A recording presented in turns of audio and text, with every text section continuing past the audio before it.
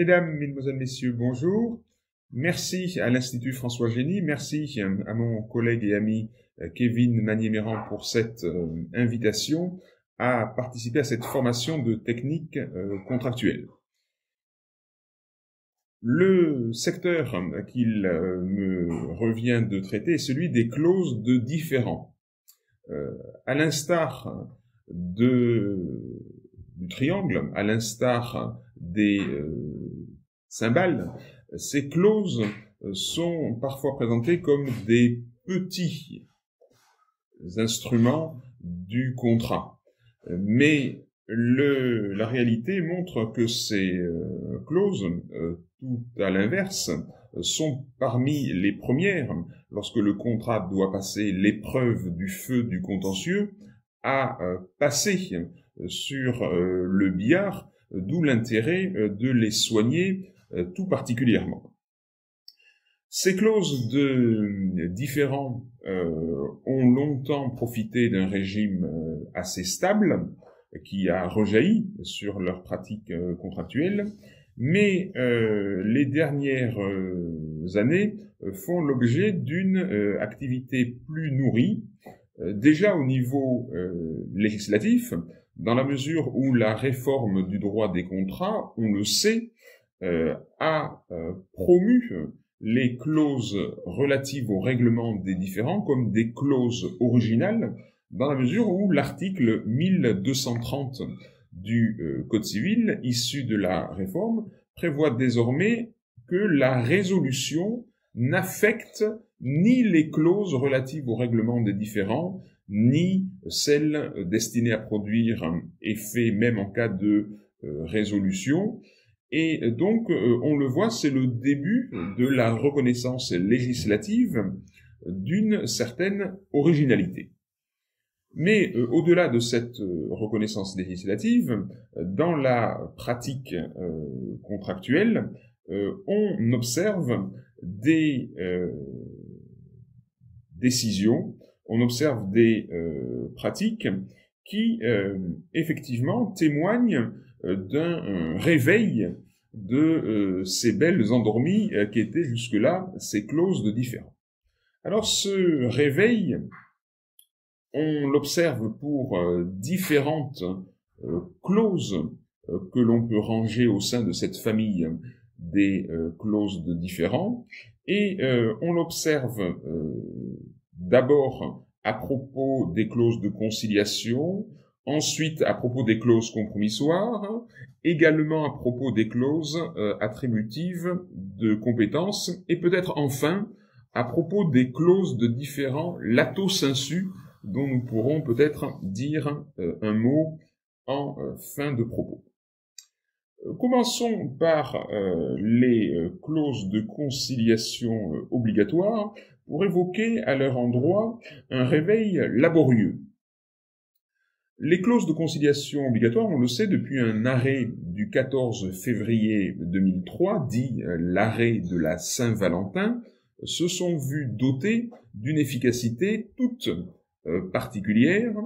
dans la mesure où, on le sait, le non-respect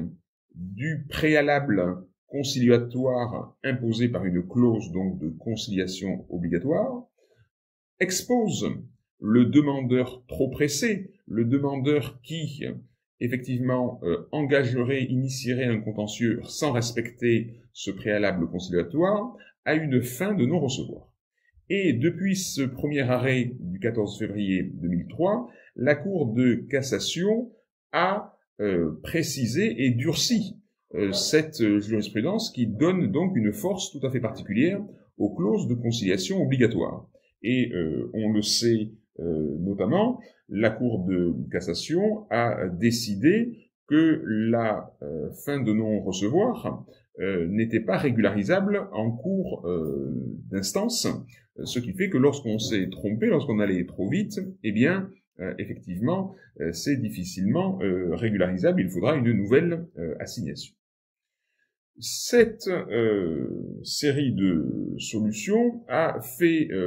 l'objet, ces derniers temps, d'un petit retour en arrière, d'un rétropédalage de la Cour de cassation. On a notamment considéré que ces solutions n'étaient pas applicables en matière de référé. Et puis, dans un arrêt du 11 juillet 2019, la Cour de cassation, dans sa troisième chambre civile, a considéré que les clauses de conciliation qui ne seraient que des clauses de style, dixit, eh bien, finalement, ne permettent pas d'obtenir cette efficacité renforcée, et donc, si elles sont méconnues, n'exposent pas finalement donc le demandeur pressé à une fin de non-recevoir. Et on peut le voir que dans la mesure où la plupart des clauses de conciliation obligatoire sont souvent des clauses standards, et donc on peut y voir des clauses de style, eh bien cette solution pourrait en tous les cas être invoquée à l'avenir pour justement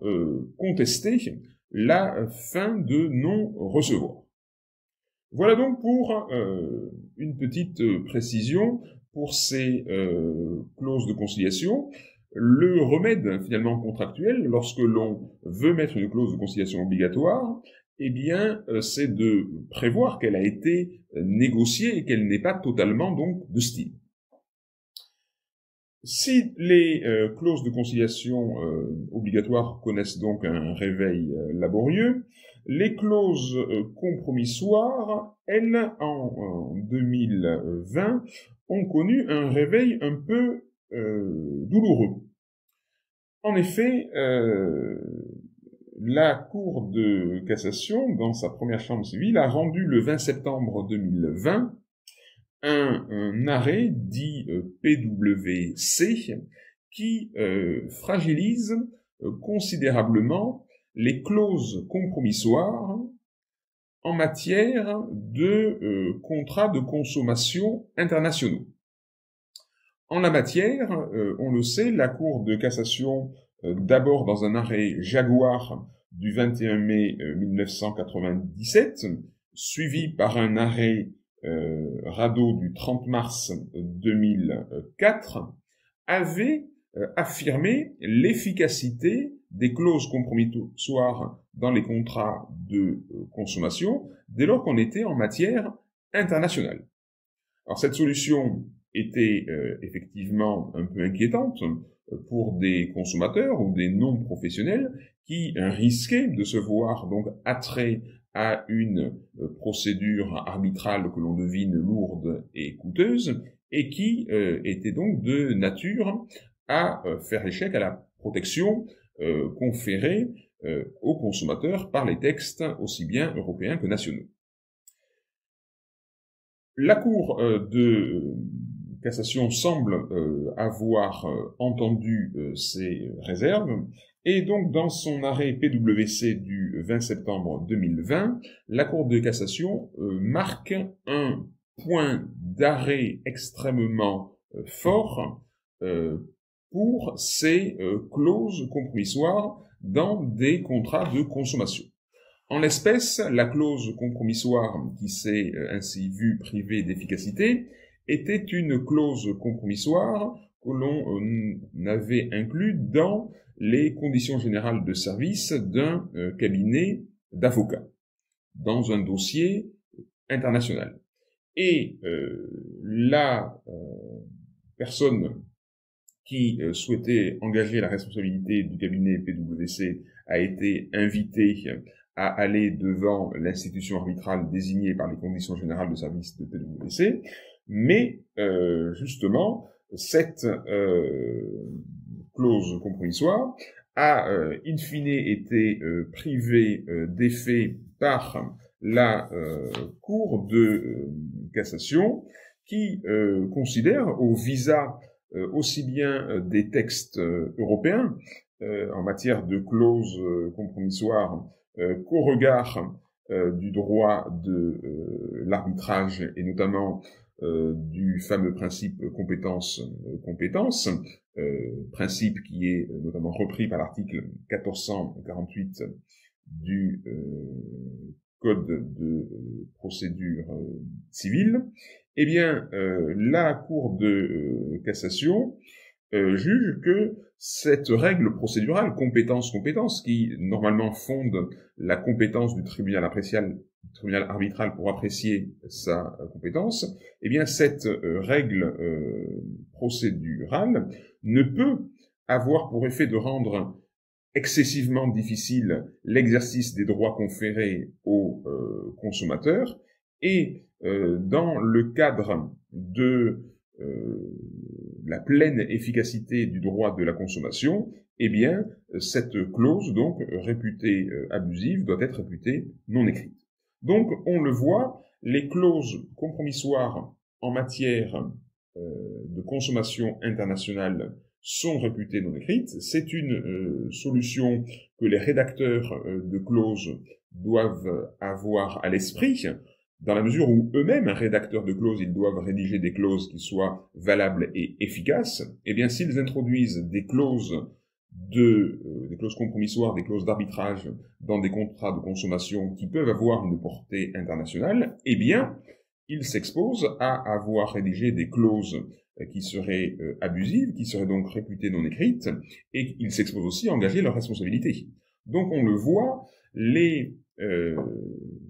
juristes rédacteurs d'actes doivent faire ici très attention à cet arrêt PwC. Nous avons vu une décision en matière de clause de conciliation, une autre en matière de clause compromissoire. Une troisième jurisprudence de 2020 concerne les clauses attributives de compétence. Alors, les clauses attributives de compétence ne posent pas de difficultés, si ce n'est qu'elles sont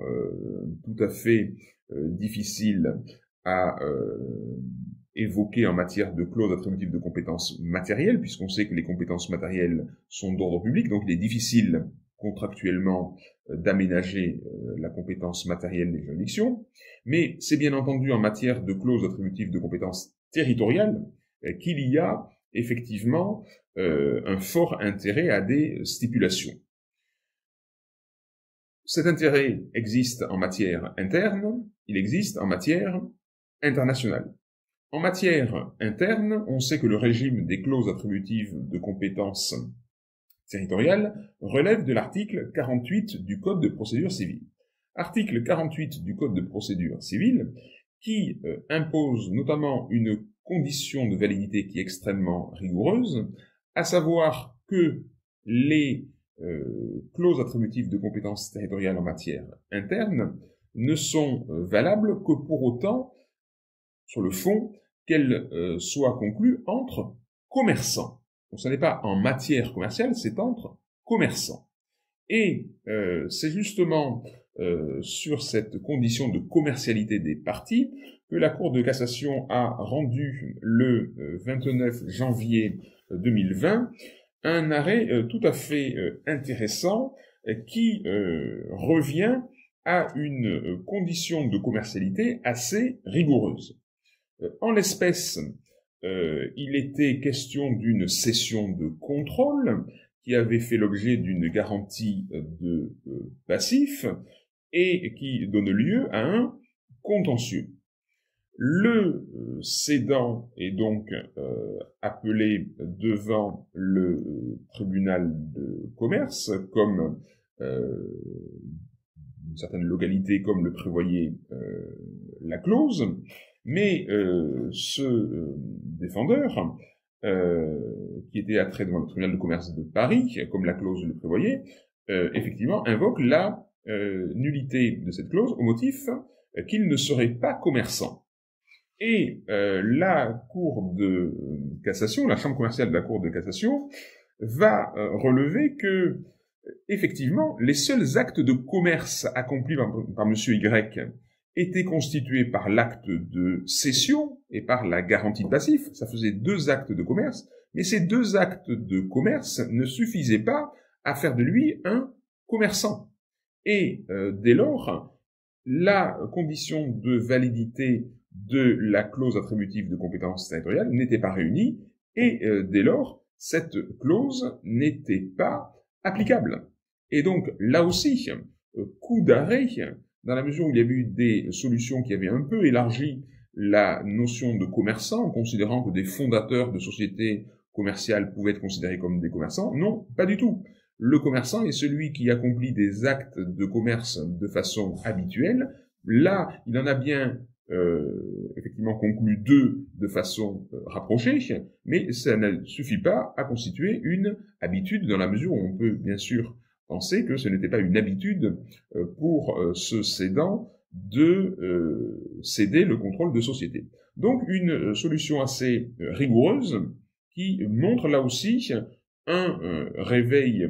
vigoureux du régime de ces clauses attributives de compétences. Mais en matière internationale, curieusement, les clauses attributives de compétences se sont vues conférer une portée plus musclée, si l'on peut dire, et on le sait, le règlement Bruxelles en matière justement de compétences juridictionnelles prévoit en son article 23, 1c, que les clauses attributives de compétences peuvent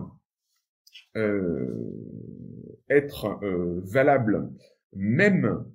en l'absence de consentement express des parties, dès lors qu'elles s'inscrivent dans le cadre d'un usage du commerce international. Et c'est cette applicabilité des clauses attributives de compétences en matière internationale sur le fondement d'un simple usage du commerce international et donc en l'absence de consentement et notamment d'acceptation avérée qui conduit donc la Chambre commerciale de la Cour de cassation dans un arrêt du 9 septembre 2020 à justement donc donner effet à une clause attributive de compétence qui était pourtant dans des conditions générales auxquelles les parties n'avaient manifestement pas prêté attention au moment de la conclusion du contrat. Donc on le voit, une solution tout à fait surprenante d'ailleurs, dans la mesure où, même si elle respecte la lettre du règlement Bruxelles, mais qui aboutit à faciliter les clauses attributives de compétences en matière internationale, là où pourtant elles produisent un effet plus vigoureux qu'en matière interne, où elles sont très finalement strictement entendues, alors même que l'effet qu'elles produisent est plus limité, puisqu'il s'agit simplement d'une compétence qui resterait dans le même pays. Donc on le voit, une petite curiosité, et donc une attention du rédacteur d'acte appelé sur les clauses attributives de compétences territoriales, surtout en matière interne. Voilà ce qu'on peut dire donc sur ces clauses attributives de compétences. Et en conclusion, je voudrais peut-être signaler que même si ces clauses de conciliation, ces clauses compromissoires, ces clauses de compétences sont généralement celles que l'on vise quand on parle des clauses de différend, et certainement celles qui sont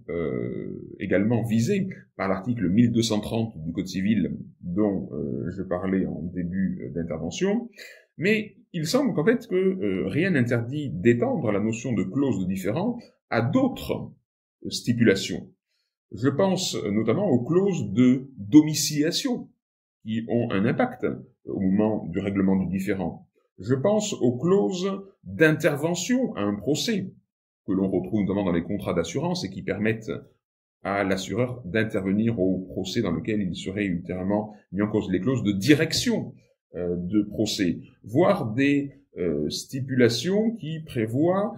une exclusion en cas de contestation dans une société. Donc on le voit, la notion de clause de différend est finalement extensible au-delà des stipulations traditionnelles sur lesquelles nous nous sommes concentrés, et justement, il est peut-être, compte tenu du régime qui est désormais reconnu à ces clauses de règlement de différents cas de résolution, il est peut-être prudent, justement dans les clauses de résolution, de prévoir expressément quelles sont les clauses de différend qui pourraient survivre à la résolution du contrat. Sur cette dernière suggestion, je clôture cette intervention en remerciant à nouveau l'Institut François Génie et Kevin Magniméran pour cette invitation. Merci, au revoir.